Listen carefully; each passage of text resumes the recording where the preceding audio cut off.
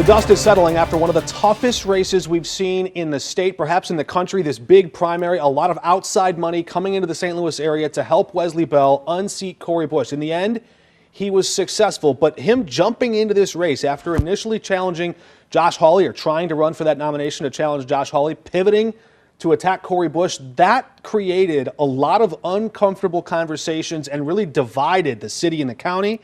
Divided a lot of the loyalists who were backing Cori Bush with some of the more moderate centrist Democrats who ended up aligning with Wesley Bell and having this big division. Anita Mannion, our political analyst, looking at this big breakdown, where the votes lie. You look in the city, there were just 49,000 total votes. In the county, 74,000 of them. He did outperform her city numbers in the county. So it was just, but how do you look at this race and just how it all happened? Yeah, you know, if we look at these two candidates, just a few years ago, they both won upset victories in primaries to unseat incumbent Democrats. And a lot of the people who voted for Wesley Bell are also the people who voted for Cori Bush. And so a lot of voters had a tough decision to make in this primary. And the ads and some of the rhetoric got pretty heated.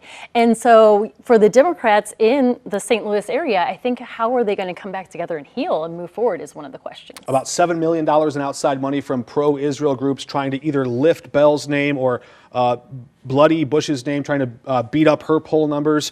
You look at that, and the last poll we saw from one of those groups said about a 6-point spread. Here we are, 5.5 points off or so. It looks like that last poll ended up being just about on the nose, even though we thought maybe Cori Bush was going to outperform that poll. This is really a decisive victory for Bell and topples someone who had just recently toppled a longtime incumbent in that first congressional district. So final thoughts on this hotly contested race?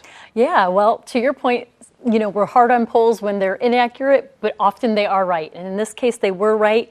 And, you know, it does speak to the role of money in politics. I think the ads and the mailers and all that the Bell campaign and its associated groups ran really secured this race for him. Yeah, now if he has any baggage at all trying to govern, a lot of Democrats in this area are going to look at him like this person supported by outsiders. What can he do to mend those fences? We hope to talk to Wesley Bell soon and find out.